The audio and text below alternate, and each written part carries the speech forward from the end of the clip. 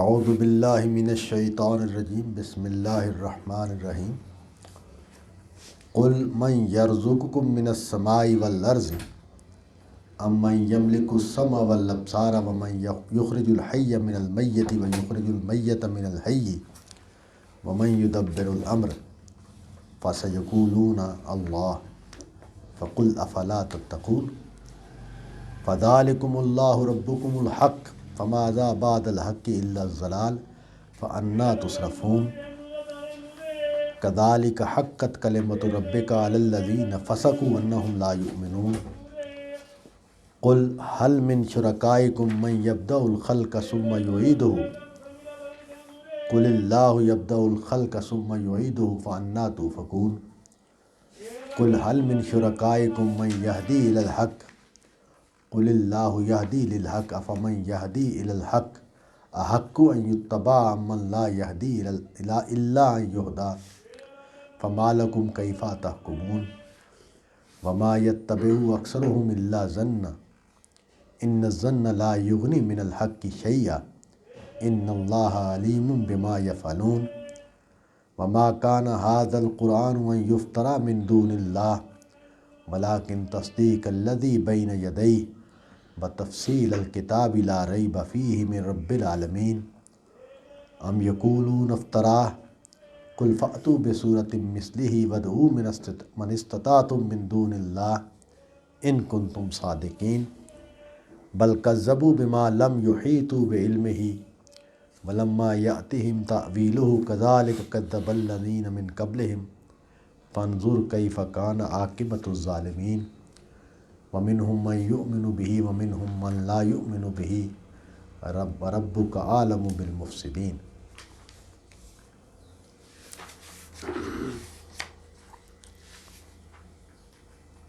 شرک کا موضوع یہاں تفصیل سے زیر بحث آیا۔ عرب چونکہ حضرت اسماعیل علیہ السلام کی امت تھے، اس لیے ان کے ہاں خدا یعنی اللہ تعالیٰ کے بارے میں وہ تصور موجود تھا جو حضرت ابراہیم علیہ السلام نے تعلیم کیا تھا، اور اس میں جو بنیادی بات تھی اس میں عربوں کو کوئی اختلاف نہیں تھا۔ وہ بنیادی بات یہ تھی کہ اس کائنات کا خالق اور مالک اللہ ہے اکیلا، اور سارے معاملات وہی کر رہا ہے، سارے معاملات وہی چلا رہا ہے۔ لیکن اس کے بعد وہ ایک نقطہ پیدا کرتے تھے جو ہمارے ہاں جو شرک کیا جاتا ہے اس میں بھی وہی نقطہ ہے جو ان کے عربوں کے ہاں تھا۔ وہ یہ کہ اللہ کی کچھ محبوب ہستیاں ہیں جن کو اللہ کے ہاں خاص مقام حاصل ہے، اور وہ اللہ کی رضا حاصل کرنے کا، اللہ کی خوشنودی حاصل کرنے کا، اللہ کے فیصلے کو حاصل کرنے کا ذریعہ بن سکتی ہیں۔ اس میں ملائکہ بھی شامل تھے، اس میں بعض جنات کو بھی وہ مانتے تھے، اور اسی طرح بعض بزرگوں کو مانتے تھے۔ یعنی ہمارے ہاں جو مزاروں پر ایکٹیویٹیز ہوتی ہیں وہ بھی ان کے ہاں تھی۔ قرآن مجید میں یہ جملہ جب آتا ہے کہ ان کو تو معلوم بھی نہیں کہ ان کو پوجا جا رہا ہے، تو وہ انہی بزرگوں کی بات ہو رہی ہے جو جن کی قبریں بنی ہوئی تھیں اور جن کو پوجا جا رہا تھا۔ اور جب حضور نے شرک کے آثار مٹانے کا حکم دیا اور خانہ کعبہ میں موجود بت توڑے گئے، تو اس کے بعد پھر عرب میں جو موجود تھے اس طرح کی چیزیں وہ بھی ان کو بھی مٹا دیا گیا۔ تو اس میں مزار بھی تھے، یعنی ان روایات میں یہ بات آتی ہے کہ اس میں عرب میں مزار بھی موجود تھے بزرگوں کے جن کو گرا دیا گیا اور یہ سلسلے کو ختم کر دیا گیا۔ تو یہاں وہ استدلال جو ہے جو اہل عرب کے ہاں پایا جاتا تھا اس کی تردید کی جا رہی ہے۔ تو بات یہاں سے شروع کی کہ ان سے پوچھو کہ کون ہے جو تمہیں آسمان سے رزق دیتا ہے اور زمین سے رزق دیتا ہے؟ تو رازق اللہ کی ذات ہے، اس میں کوئی بحث نہیں۔ ہمارے ہاں بھی آپ یہ جملہ عام سنتے ہیں کہ رازق اللہ کی ذات ہے، رزق اللہ نے دینا ہے، دیتا وہی ہے۔ تو ان کے ہاں بھی یہ عقیدہ پایا جاتا تھا کہ اللہ کی ذات رازق ہے۔ من یملک السمع والابصار، کون ہے جو دیکھنے اور سننے کا مالک ہے، جس کی گرفت میں ہے تمہاری آنکھیں بھی اور جس کی گرفت میں ہے تمہارے کان بھی، اور کون ہے جو مردہ سے زندہ کو نکالتا ہے اور زندہ سے مردہ کو نکالتا ہے۔ وَمَن يُدَبِّرُ الْأَمْرَ، کون ہے جو تدبیر امور کر رہا ہے۔ یہ قرآن مجید کا خاص اسلوب ہے تدبیر امور۔ اس کا مطلب یہ ہے کہ کون ہے جو فیصلے کرتا ہے، کون ہے جو پلان کرتا ہے، کون ہے جو نتائج کو سمیٹتا ہے۔ تو تدبیر امور، وَمَن يُدَبِّرُ الْأَمْرَ فَسَيَقُولُونَ اللَّهُ، تو یہ کہیں گے کہ اللہ۔ یعنی اس سے جو ہمارے ہاں غلط فہمی پائی جاتی ہے عربوں کے عقیدے کے بارے میں، کہ جب ہم یہ دیکھتے ہیں کہ وہ بت پرست ہیں، مورتیوں کو پوجتے ہیں، اور انہوں نے مورتیاں بنائی ہوئی تھیں اور ان پر چڑھاوے چڑھاتے تھے اور ان پر قربانیاں کرتے تھے، تو اس سے ان کے شرک کے بارے میں وہ تصور قائم ہو جاتا ہے جو تصور ہمارا یونان کے شرک کے بارے میں ہے یا ہندوستان کے شرک کے بارے میں۔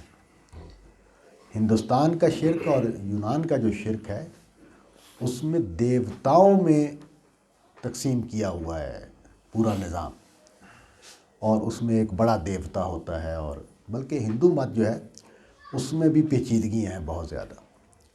عربوں کا جو شرک ہے یا عربوں کے ہاں جو گمراہی ہے، وہ گمراہی اتنی پیچیدہ نہیں ہے جتنی پیچیدہ ہمیں یونان میں یا ہندوستان میں نظر آتی ہے۔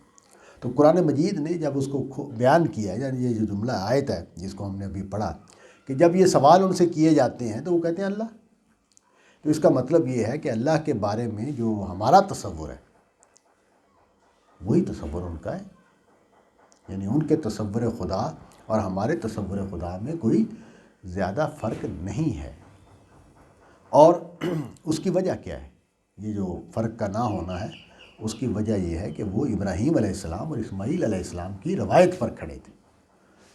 ایک پیغمبر کی بات تھی جس پر وہ کھڑے تھے، ایک پیغمبر کا دیا ہوا تصور تھا جس پر وہ کھڑے تھے، اور اس میں گمراہی پیدا ہو گئی ہوئی تھی، اس میں خرابیاں پیدا ہو گئی ہوئی تھی۔ اور یہ جو عمل ہے یہ ہوتا ہے ہمارے ہاں جب ہوا ہے، جب کہ ہم وہ امت ہیں کہ جن کے پاس ہمارے پیغمبر کی کتاب بعین ہی موجود ہے، یعنی اس میں نہ ہونے کے برابر اختلافات ہیں، یعنی جو اختلافات ہیں ہماری کتاب کے حوالے سے، قرآن مجید کے حوالے سے، ان کی کوئی معنوی حیثیت نہیں ہے، اور اگر وہ ہے تو وہ بہت ہی معمولی ہے، یعنی اس میں کوئی بڑا مسئلہ نہیں پیدا ہوتا۔ اگر کوئی مسئلہ پیدا ہوتا ہے وہ فقہی قسم کا مسئلہ ہے، تو فقہی اختلافات ویسے ہی بہت ہے، اس میں کیا ہے۔ لیکن اس کے باوجود ہمارے ہاں شیعہ عقائد موجود ہیں، ہمارے ہاں بریلوی عقائد موجود ہیں، ہمارے ہاں کلام کی بحثیں موجود ہیں، اور طرح طرح کے مطلب ایسے فرقے بھی ہیں کہ جو خدا کو جسم کے قائل ہیں، ایسے بھی ہیں کہ جو خدا کے جسم کے قائل نہیں، یہ وغیرہ وغیرہ، مطلب طرح طرح کے نقطہ نظر پائے جاتے ہیں۔ تو یہ عمل ہوتا ہے جو وہاں بھی ہوا۔ انسان جو ہے وہ نسل در نسل ایک سائیکل بناتا ہے، فکری سائیکل، اور اس کو روکا نہیں جا سکتا۔ اس کو روکنے والا ایک ہی ہتھیار ہے، اور وہ ہتھیار ہے کہ جو ماخذ ہے دین کا وہ سالڈ ہو، اور وہ ہمارے پاس قرآن مجید ہے۔ تو قرآن مجید جس حد تک روکتا ہے وہ کردار اپنا ادا کرتا رہتا ہے نا۔ قرآن مجید نے کہا کہ ان الصلاۃ کانت کیا ہے، ینہا عن المنکر تنہا عن الفحشاء والمنکر۔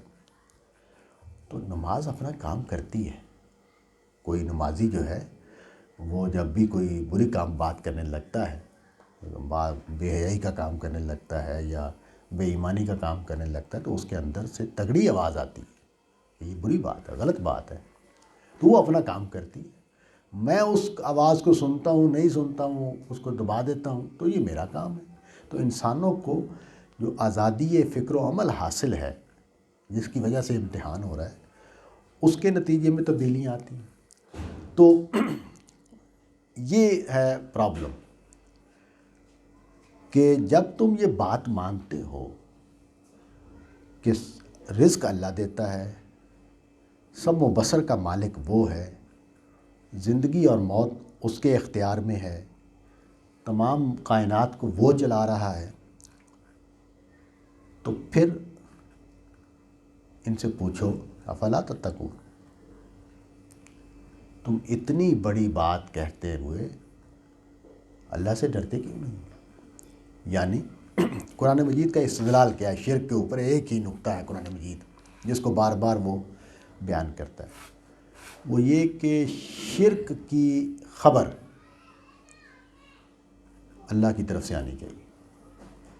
یعنی میں نے کسی کو کوئی ذمہ داری دی ہے، میں نے کسی کو کوئی اختیار دیا ہے، تو اس کی اطلاع میری طرف سے آنی چاہیے۔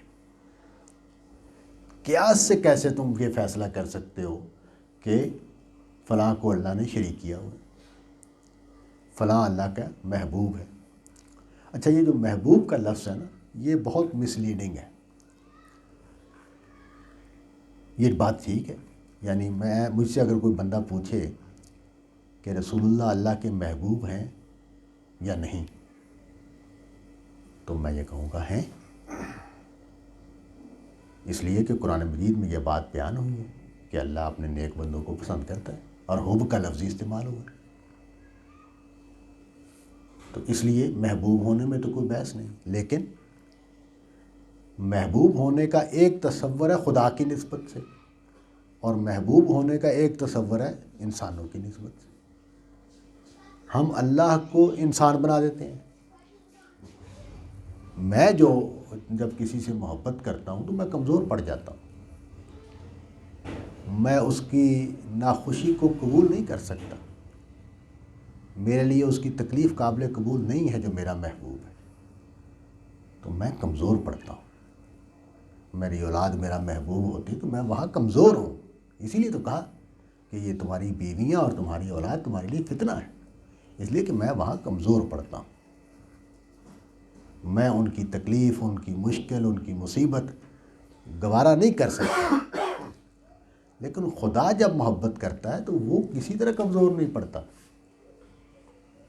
اس کی کوئی میں محتاج ہوں اپنے محبوب کا، خدا اپنے محبوب کا محتاج نہیں ہوتا، اس کو کوئی احتیاج لاحق نہیں ہوتی، وہ خالق ہے۔ یعنی اتنا بڑا فرق ہے کہ میں مخلوق ہوں اور میرا محبوب بھی ایک مخلوق ہے، میں اس کو کریٹ نہیں کر سکتا، میں اس کے سامنے مجبور محض ہوں، میری ضرورت ہے وہ، اور میری ضرورت کا بندوبست خارج سے ہوا ہے، میں اس کو پیدا نہیں کر سکتا۔ لیکن خدا مالک کائنات، اس نے رب و انسان پیدا کیے ہیں، پیدا کرتا ہی چلا جا رہا ہے، اور بڑے بڑے ذہن، بڑی بڑی شخصیتیں، بڑے بڑے حسین و جمیل اور قداور اور طاقتور انسان پیدا کرتا چلا جا رہا ہے، بڑی بڑی صلاحیتوں والے، بڑے بڑے کردار والے، بندگی کرنے والے، اللہ کے لیے جان قربان کرنے والے، اللہ کے لیے پوری زندگی نچھاور کرنے والے آج بھی موجود ہیں۔ آپ چلے جائیں جنگلوں میں، آپ کو پتہ چلے گا ایک بندہ اس نے اپنی زندگی ختم کر دی، اس نے کہا میں نے شادی بھی نہیں کرنی، میں صرف ساری زندگی اللہ کی عبادت کروں گا، اور کرتا ہے، وہ پوری زندگی گزار دیتا ہے، نہ عورت کی طرف دیکھتا ہے، نہ کھانے کی طرف دیکھتا ہے، پتوں پر گزارا کرتا ہے۔ اس طرح کے موجود ہیں، ہر جگہ موجود ہیں لوگ۔ تو یہ جو انسان ہے یہ کمزور ہے۔ ہم نے کیا کیا؟ ہم نے ظلم یہ کیا کہ خدا کو بھی اپنے طرح کا محبت کرنے والا مان لیا۔ مجھ سے کوئی پوچھے، میری بیوی کہے مجھ سے کوئی بات، تو میں نہیں ٹال سکتا اس کی بات، کمزور پڑ جاتا ہوں. لیکن اللہ تو بے پرواہ ہے، اللہ غنی ہے، ہر دو عالم سے غنی ہے. اس نے پتہ نہیں کتنی دنیایں بنائی ہیں اور کب سے بنا رہا ہے اور کتنی ختم ہو چکی ہیں اور کتنی وہ نئی کریٹ کر رہا ہے، ہمیں کیا پتہ ہے. ہم تو اپنے جو کہکشاں ہیں اس سے آگے بھی دیکھنے کی صلاحیت نہیں رکھتے. وہ یہ بھی کہکشاں بھی نیا لفظ ہے، ورنہ تو ہم تو سورج اور چاند سے آگے دیکھنے کی، ہمارے لیے تو زہرہ اور مریخ ستارے تھے، جو شام کا ستارہ ہے اور صبح کا ستارہ ہے. ہمارے لیے تو اس سے زیادہ کوئی اہمیت نہیں تھی ان چیزوں کی. تو جس نے اتنی بڑی کائنات تخلیق کی ہے اور اس کے سامنے وہ محبت کرتا ہے، اس لیے کہ وہ قرآن مجید کا تصور یہ ہے کہ اللہ تعالیٰ اخلاقی اصولوں پر چلتے ہیں. تو ہر اخلاقی شخصیت جو ہے وہ خیر سے محبت کرتی ہے، وہ نیکی سے محبت کرتی ہے، وہ نیک سے محبت کرتی ہے، اللہ بھی کرتے ہیں. لیکن ان کی محبت اور میری محبت میں کوئی تعلق نہیں. یہ بات اچھی طرح واضح رہنی چاہیے کہ لفظ کے معنی فاعل کے اعتبار سے طے ہوتے ہیں، لفظ کے معنی مفعول کے اعتبار سے طے ہوتے ہیں. تو اس لیے دیکھیں، میں اپنی ماں سے محبت کرتا ہوں، میں اپنی بیوی سے محبت کرتا ہوں، میں اپنے بچوں سے محبت کرتا ہوں. تینوں محبتوں میں فرق ہے. میں اپنے باپ سے محبت کرتا ہوں، یہ محبت اور ہے. تو اس لیے، اور یہ یہاں میں موجود ہوں، میری محبت، میری بیوی سے میرے بھائی بھی محبت کرتے ہیں، ان کی محبت اور ہے. تو یہ جو ہے، اس لیے اللہ تعالیٰ کے بارے میں جو غلطی ان کی لگی، قریش کو لگی یا عربوں کو لگی، وہ غلطی بڑی سنگین ہے کہ انہوں نے اللہ کو، اور یہ میں اس سے یہ نقطہ سمجھا کہ جو ہی اللہ چھوٹا ہو تو اپنے آپ کو روک لینا چاہیے. جب بھی تصور قائم کرے تو اللہ چھوٹا بنتا ہو، کمزور بنتا ہو، تو وہاں سمجھ جائیں کہ یہ بات غلط ہو رہی. اللہ کے بارے میں یہ جو صفت ہے نا قرآن مجید میں، غنی، اور یہ جو سورہ اخلاص میں ہے احد، اللہ احد، یہ ہے اس کا اصل بیان. وہ یکتا ہے، وہ تنہا ہے، اس کو کسی طرح کی، کسی سہارے کی، کسی مدد کی، وہ اپنی ذات پر حی اور قیوم ہے، اپنی ذات پر خود قائم ہے.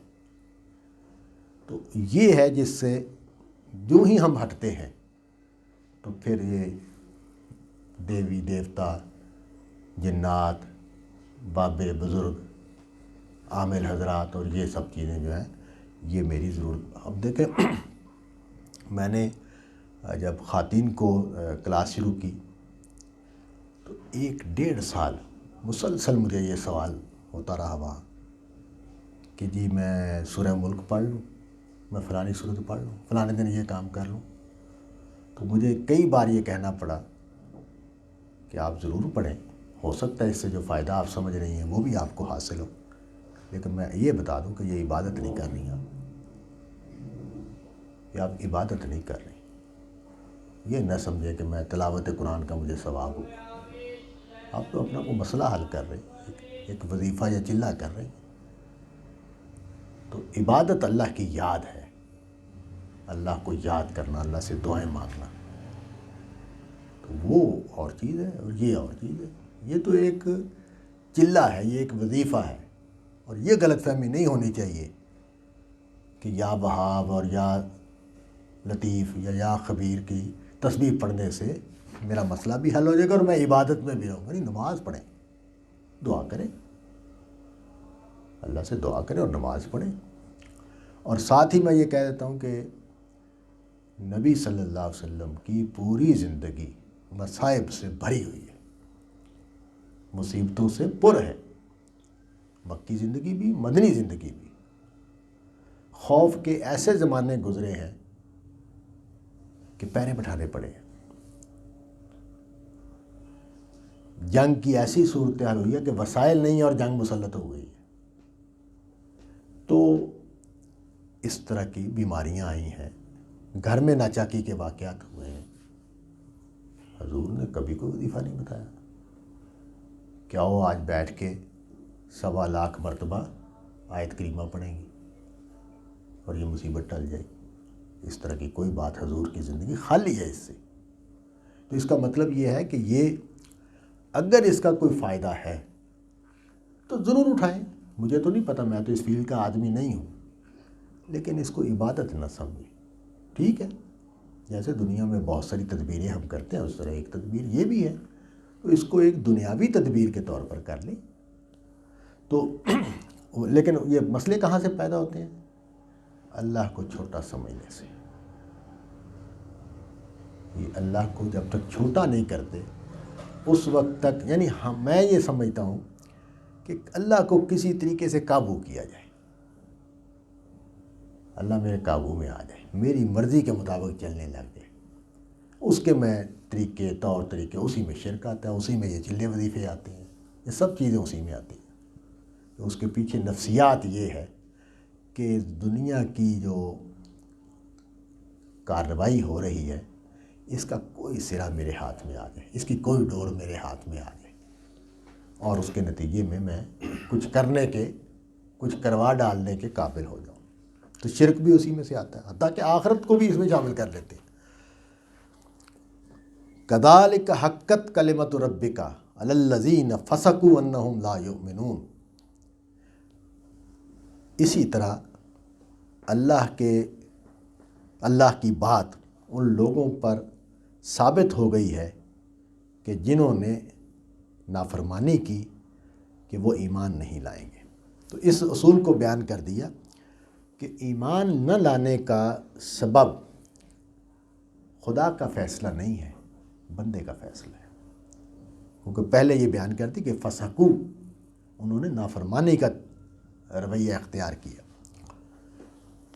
اب یہ ایک بڑا امتحان ہے، یعنی جو دنیا میں بڑے امتحان ہیں ہمارے، ان میں سے ایک امتحان یہ ہے، اور یہ جو امتحان ہے یہ مجھے بعض اوقات گھبرا دیتا ہے، ڈرا دیتا ہے کہ انسان جب کوئی چیز اختیار کر لیتا ہے اس میں زندگی بسر کرنے لگ جاتا ہے، اور اس کی نفسیات بھی اس کے ساتھ وابستہ ہو جاتی ہے، اس کی عملی زندگی بھی اس کے ساتھ وابستہ ہو جاتی ہے، اس میں وہ پوری طرح اتر جاتا ہے، تو پھر اس سے نکلنا اس کے لیے بڑا مشکل ہو جاتا ہے، اس کو چھوڑنا اس کے لیے بڑا مشکل ہو جاتا ہے۔ اور یہ جو امتحان ہے اس میں ہر بندہ ناکام ہونے کے خطرے سے دوچار ہے۔ تو اس کو اپنے آپ کو، یعنی جو یہ فسق کا فیصلہ ہے، اہل عرب نے جو نافرمانی کا فیصلہ کیا کہ پیغمبر کی بات کو نہیں ماننا، اس کے پیچھے جو پرابلم ہے انسان کا وہ یہ ہے کہ وہ ان کا کلچر تھا، ان کی تہذیب تھی، ان کی میلے تھے، ان کا ہر چیز ان کی شرک کے ساتھ وابستہ ہو چکی تھی، اور اس میں ان کو تسکین حاصل تھی۔ ان کا مذہبی جو ہر انسان ایک مذہبی شخصیت رکھتا ہے، تو وہ مذہبی شخصیت کی جو تسکین کا سامان ہے وہ اس میں ان کو حاصل تھا۔ تو ہم لوگ جب تبدیل ہوئے، ہم بچے، تو والدہ سے ہم نے بات شروع کی تو انہوں نے کہا کہ کئی بار انہوں نے کہا کہ یہ تمہارے مذہب میں رونق کوئی نہیں ہے، یہ روکھا مذہب ہے، خشک مذہب ہے۔ تو اب ظاہر ہے ان کو ایک خلا محسوس ہوتا تھا کہ کوئی ایکٹیویٹی نہیں ہے، نہ 11ویں، نہ ختم، نہ درود، نہ چیلم، نہ کل، کوئی وہ مذہبی جو ان کی جو زندگی گزری تھی وہ تو ان مذہبی ایکٹیویٹیز میں گزری تھی، تو وہ ان سب کی نفی ہونی شروع ہو گئی۔ تو یہ ایک بڑی مشکل ہوتی ہے، یعنی یہ آدمی کو، اس لیے میں بیان کرتا رہتا ہوں جہاں بھی دین پڑھاتا ہوں کہ نہیں، دین کا ماخذ صرف اور صرف رسول اللہ صلی اللہ علیہ وسلم کی تعلیمات ہے، اور اسی پر مطمئن رہنا چاہیے۔ وہ جو اقبال نے کہا نا کہ بہو نہ رسیدی تمام بو لہبی، وہی اصل بات ہے کہ اگر حضور تک بات نہیں پہنچی تو وہ بو لہب کی بات ہے، وہ اسلام کی بات نہیں ہے۔ تو یہ اس لیے اللہ تعالیٰ نے فرمایا کہ جب انہوں نے اپنی اس نفسیاتی رکاوٹ کی وجہ سے عقل کو نہیں کھولا، اعتراض کو دماغ سے نہیں سنا، دل سے نہیں سنا، جذبات سے سنا ہے، اور جذبات کا جواب جذبات سے دے رہے ہیں، اور فیصلہ کر دیا کہ اس بات کو نہیں ماننا، اب ایمان لانے کی توفیق بھی نہیں ملے گی۔ گویا شرط یہ ہے ایمان لانے کی توفیق کی کہ آدمی اپنے غلط ہونے کا امکان مانے۔ جب تک وہ اپنے غلط ہونے کا امکان نہیں مانتا، اس کے لیے اپنی اصلاح کا دروازہ بند ہے۔ تو اس کو، اور قرآن مجید کا سارا زور جو ہے ہم دیکھیں گے، اس جو رکوع ہم پڑھ رہے ہیں، کہ وہ اس پر ہے کہ لوگوں کے اندر وہ دروازہ کھل جائے کہ ہم غلط ہو سکتے ہیں، ہماری بات غلط ہو سکتی ہے۔ یعنی داعی کا کام ہی یہ ہے کہ وہ اپنے مخاطب کو یہ باور کرانے میں کامیاب ہو جائے کہ وہ اپنی بات کو ریویو کرے، دوبارہ جائزہ لے، اس کی بات کہیں غلط تو نہیں ہے۔ تو اب دیکھیں اعتراض کیا ہے، کل ان سے کہو حل من شرکائکم من یبدأ الخلق ثم یعیدہ، کہ یہ جو ان کو تم شریک کرتے ہو، ان میں سے کوئی اس کی اہلیت رکھتا ہے کہ وہ تخلیق کا آغاز کر سکے اور اس کو دہرا سکے؟ یعنی یہ جو کائنات ہے، یہ جو انسان ہے، یہ جو جاندار وجود میں آئے ہیں، ان میں سے کسی کو وہ پیدا کرنے کی طاقت رکھتے ہیں، یا جو مر جائیں ان کو دوبارہ زندہ کر سکتے ہیں؟ کہا کہ قل اللہ یبدأ الخلق ثم یعیدہ، اللہ ہی ہے جو خلق کا آغاز کرتا ہے اور وہی اس کو دوبارہ کرے گا۔ فَأَنَّىٰ تُؤْفَكُونَ، پھر تم اللہ کو چھوڑ کر دوسری ہستیوں کی طرف کیوں چلے جاتے ہو؟ یعنی جب بتا ہے کہ سارا اختیار اللہ کے پاس ہے، اختیار کل کا مالک اللہ کی ذات ہے، تو پھر یہ تم چھوٹے چھوٹے اختیارات کو دوسروں سے کیوں منسوب کرتے ہو؟ قل حل من شرکائکم من یہدی الی الحق، ان سے پوچھو کہ کیا تمہارا کوئی شریک ہدایت کی دعوت دیتا ہے؟ اور یہ دلچسپ بات ہے، یہ قرآن مجید کی جو آیت ہے نا، جتنے بھی بزرگ اور ہستیاں مانی جاتی ہیں، یہ جو کالی دیوی اور فلاں اور فلاں، یہ دنیاوی مسئلے حل کرنے کا مرکز ہے۔ یہ جتنے بابے ہیں، اور یہ دعوت حق، حق یہ ہے، سچائی یہ ہے، خدا کا عرفان یہ ہے، یہ ان کے موضوعات ہی نہیں ہیں۔ وہ تو اولادیں دے رہے ہیں، رزق دے رہے ہیں، مصیبتوں سے جان چھڑا رہے ہیں، ان کے موضوعات یہ ہیں۔ تو کہا کہ یہ تمہارے جو شرکاء ہیں، ان میں سے کوئی ہے جو حق کا داعی ہو، کوئی ہے جو حقیقت کی دعوت دیتا ہو، کوئی ہے جو آخرت کے مسئلے کی طرف بلا رہا ہو؟ کیونکہ انبیاء کے مذہب میں جو بنیادی ترین مسئلہ ہے وہ نجات اخروی ہے۔ وہ اس لیے اس کا اصل مسئلہ یہ ہے کہ بندے کو یہ فکر لگ جائے کہ میں آخرت میں کامیاب ہو جاؤں، وہ اس بات کو مان لے کہ یہ امتحان کا وقت ہے، یہ عرصہ یہ امتحان ہے، اس سے مجھے گزر جانا ہے، یہ مختصر عرصہ ہے، اور اصل زندگی بعد میں شروع ہونی، موت کے بعد شروع ہونی۔ تو اور اسی طرح اس کائنات کا ایک خالق ہے، ایک مالک ہے، اور سارے اختیارات اسی کے پاس ہیں۔ تو دو بڑے مسئلے ہیں جن کو، تو وہ کون ہے؟ تمہارے شرکاء میں سے کوئی ہے جو حقیقت کی دعوت دیتا ہے؟ قل اللہ یہدی للحق، ہاں اللہ حق کی دعوت دیتا ہے، اللہ حق کی طرف پکارتا ہے۔ افمن یہدی الی الحق احق ان یتبع ام من لا یہدی الا ان یہدی، ان یتبع ام من لا یہدی الا ان یہدی فما لکم کیف تحکمون۔ تو وہ جو لوگ حق کی دعوت نہیں دے رہے ان کی اتباع ہونی چاہیے یا اس کی اتباع ہونی چاہیے جو حق کی دعوت دیتا ہے؟ تو مطلب یہ ہے کہ تم ان کا جو سارے کا سارا سٹرکچر تھا اس کی حقیقت کھول کے بیان کر کہ دیکھو تم جن لوگوں کو پوج رہے ہو، جن کے پیچھے چل رہے ہو، جن کی خوشنودی کے لیے قربانیاں دے رہے ہو، مال خرچ کر رہے ہو، ان کی حقیقت یہ ہے ان کے پاس نہ کوئی اختیار ہے، نہ ان کے پاس کوئی فکر اور دعوت ہے، تو تم ان کے لیے اپنی جان لڑا رہے ہو۔ وما یتبع اکثرهم الا ظنا، ان کی اکثریت گمان کے پیچھے۔ یہ ہمارے ہاں بھی وہی مسئلہ ہے اور ان کے عربوں کے ہاں بھی وہی مسئلہ تھا کہ جتنا شرک کا استدلال ہے وہ سارے کا سارا قیاس پر کھڑا ہے، وہ سارے کا سارا عقل سے گھڑا گیا ہے۔ میرے سسر جو تھے وہ اللہ ان کی مغفرت فرمائے، انہوں نے مجھے کہا کہ یہ کیسے ممکن ہے کہ وزیر اعظم تک تم براہ راست پہنچ جاؤ؟ ایک چین ہوتی ہے وزیر اعظم تک پہنچنے کے لیے، تو اللہ تک پہنچنے کی بھی ایک چین ہے۔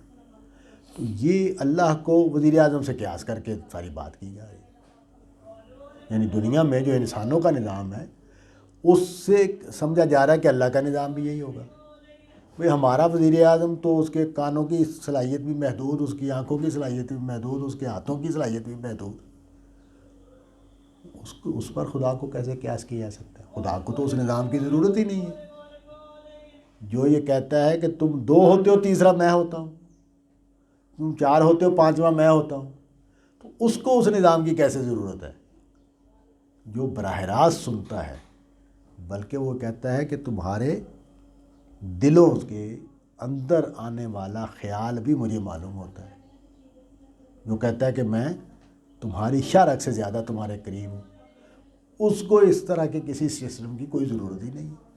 تو یہ جو ہے نا، یہ قیاس، اسی کو کہا گیا کہ وما یتبع اکثرهم الا ظنا، ان کی اکثریت ایک گمان کی پیروی کر رہی ہے، ایک گمان کے پیچھے لگی ہے۔ وہ گمان کیا ہے؟ اسی طرح کے عقلی، اور اس میں جیسے میں نے پہلے کہا کہ خدا چھوٹا ہو جاتا ہے، خدا کو چھوٹا کیے بغیر یہ ساری باتیں چل ہی نہیں سکتی، ہے نا۔ یہ جو استدلال ہے میرے سسر کا، اللہ ان کی مغفرت فرمائے، اللہ ان کو معاف کرے، وہ کیا کہہ رہے ہیں کہ وزیر اعظم جو ہے اس سے سمجھ رہے ہیں خدا کو۔ تو میں نے ان سے کہا، میں نے کہا جی جو یہی بات جو میں نے ابھی بیان کی ہے، تو انہوں نے کہا نہیں تم جا کے دیکھو نا، تمہیں پتہ چلے، تجربے سے پتہ چلتا ہے کہ یہ کیا کر سکتے ہیں، بابے جو ہیں وہ کیا کر سکتے ہیں، تو وہاں تم جا کے دیکھو۔ تو خیر اس کا بھی میں نے ان کو کہا، میں نے کہا جی وہ یہی دلیل ہندو دیتا ہے، وہ کہتا ہے ہمارے بت کے پاس جا کر دیکھو۔ تو اگر تجربہ دلیل ہے تو پھر ہندو ہو جاتے ہیں، پھر کیا مسئلہ ہے؟ اور انہوں نے تو ایسے ایسے واقعات ہیں ان کی فلموں میں دکھائے گئے ہیں کہ بندہ قتل ہوا ہے، وہ لے کے گیا ہے، مورتی کے سامنے بندہ زندہ ہو جاتا ہے۔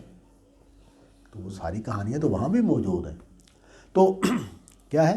وما یتبع اکثرهم الا ظنا، کہ ان کی اکثریت گمان کے پیچھے پڑی ہوئی ہے۔ ان الظن لا یغنی من الحق شیئا، اور کوئی گمان حق کا مقابلہ کیسے کر سکتا ہے؟ حق ہوتا ہے، اور اس کا گمان سے تھوڑی اس کے تاروں پود پہ کھیلے جا سکتے، نہیں۔ تو ظن کا کوئی فائدہ نہیں ہے حق کے معاملے میں، کوئی کردار اس کا نہیں ہے۔ ان اللہ علیم بما یفعلون، یہ جو کہا کہ اللہ جو کچھ یہ کرتے ہیں اس سے واقف ہے، اس کا مطلب یہ ہے کہ دونوں گروہ، یعنی دعوت دینے والا بھی اور دعوت کا مخاطب بھی، ان کو یہ معلوم ہو جائے کہ جو کچھ ہوگا، جو نتیجہ نکلے گا ان کے لیے بھی اور ان کے لیے بھی، وہ ایسے نہیں ہے کہ اللہ کو علم نہیں ہے، اللہ کے علم میں ہر چیز۔ انسان کی سازشیں، چالاکیاں، ہوشیاریاں، بیانات اور عمل، یہ سب چیزیں خدا کے علم میں ہیں۔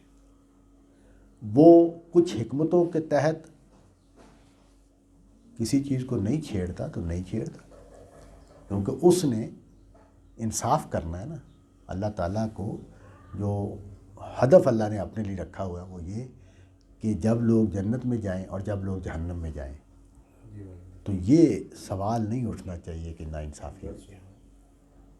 اس لیے ہر انسان کو عملاً یا مجرم ثابت ہو جانا چاہیے، عملاً اہل حق ثابت ہو جانا چاہیے، اور اسی پر فیصلہ ہوگا۔ تو اس لیے وہ بہت ساری چیزوں کو نظر انداز کرتے رہتے ہیں، موقع دیتے رہتے ہیں صفائی کا، اصلاح کا، اور اسی طرح جرائم میں آگے بڑھنے کا۔ تو اس لیے کہا کہ یہ کسی کو گمان نہیں ہونا چاہیے کہ اللہ کسی چیز سے بے خبر ہے، نہ منکروں کو نہ اہل حق کو۔ ان اللہ علیم بما یفعلون وما کان ھذا القرآن ان یفترى من دون اللہ ولکن تصدیق الذی بین یدیہ وتفصیل الکتاب لا ریب فیہ من رب العالمین۔ قرآن مجید زیر بحث آ گیا وہاں کہ یہ خود تخلیق کرتے، اس کو رد کرنے کے لیے خود قرآن مجید کو پیش کر دیا دلیل کے طور پر کہ یہ جو خدا کی کتاب ہے یہ گھڑی نہیں گئی، اور اس کی دلیل یہ ہے کہ جو پہلے سے موجود پیشین گوئیاں ہیں یہ ان کے مطابق ہے، اور اس میں وہی باتیں بیان ہوئی ہیں کہ جو اللہ کی کتابوں میں ہوتی ہیں، اس لیے اس کے اللہ کی طرف سے ہونے میں کوئی شک نہیں ہے۔ اور اس آیت سے یہ بات بھی واضح ہو گئی کہ سورۃ بقرہ میں جو لا ریب فیہ کہا گیا وہ بھی اسی معنی میں کہا گیا ہے کہ لا ریب فیہ من رب العالمین، اس میں کوئی شک نہیں ہے کہ یہ مالک کائنات کی طرف سے ہے۔ ہم یقولون افطراہ، یہ کہتے ہیں کہ انہوں نے اس کو بنا لیا ہے۔ دوسری دلیل دی، پہلی دلیل یہ دی کہ یہ جو پیشین گوئیاں ان کے مطابق ہیں، اس کے مضامین وہی ہیں جو الہامی کتابوں کے ہوتے ہیں، اور دوسری بات یہ کہی کہ اگر تمہارا خیال یہ ہے کہ محمد صلی اللہ علیہ وسلم اور ان کے ساتھی مل بیٹھ کے اس کی آیتیں بناتے ہیں تو ان سے کہو فاتو بصورت مثلی، تم بھی کوئی صورت بنا لاؤ، وادعوا من استطعتم من دون اللہ، اور اللہ کے علاوہ جس کو تم بلا سکتے ہو بلا لو، ان کنتم صادقین، اگر تمہارا یہ خیال ٹھیک ہے کہ یہ گھڑی ہوئی کتاب ہے، خود بنائی جا رہی ہے، الہام نہیں کی جا رہی، وحی نہیں آ رہی، تو پھر تم بھی کوشش کرو اور اس کے مقابل کی کوئی صورت بنا لاؤ۔ اچھا، یہ جو قرآن مجید کا چیلنج ہے، یہ چیلنج بڑا معنی خیز ہے۔ اس سے یہ معلوم ہوتا ہے کہ قرآن مجید کے جو انداز بیان ہے وہ بھی، جو دعوت ہے وہ بھی، جو مضامین ہیں وہ بھی، یہ خود اس بات کی دلیل ہے کہ یہ خدا کی کتاب، یعنی یہ انسانی کلام نہیں ہو سکتا، کیونکہ انسانی کلام جو ہے وہ انسانوں کی کمزوریوں کے ساتھ ہوتا ہے، جبکہ اس کلام میں اس طرح کی کوئی کمزوری نہیں ہے۔ تو اس وجہ سے یہ خود وجود، اس کا وجود جو ہے وہ الہامی ہونے کی دلیل ہے۔ بل کذبوا بما لم یحیطوا بعلمہ ولما یأتیہم تأویلہ کذالک کذب الذین من قبلہم فانظر کیف کان عاقبۃ الظالمین۔ تو انہوں نے اس قرآن کو جھٹلا دیا، اور اس لیے کہ یہ بات کی تہ تک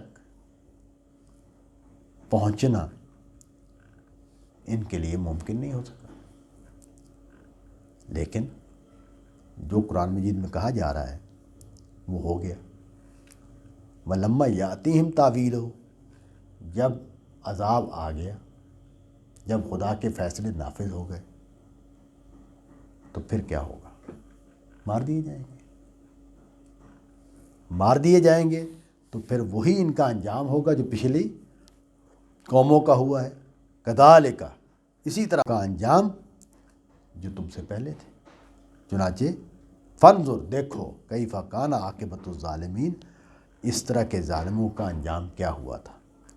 تو مطلب یہ ہے کہ قرآن مجید کے جو دعوی تھے، قرآن مجید کے جو اعلانات تھے، ان کا یہ مذاق اڑاتے تھے، ان پر تنقید کرتے تھے۔ تو اس کا جواب یہ دیا کہ یہ تو امتحان چونکہ ہو رہا ہے اس لیے فیصلے نافذ نہیں ہو رہے، لیکن ایک وقت آئے گا جب فیصلے نافذ کر دیے جائیں گے تو پھر انجام تمہارا وہ ہوگا جو پچھلی قوموں کا ہوا ہے۔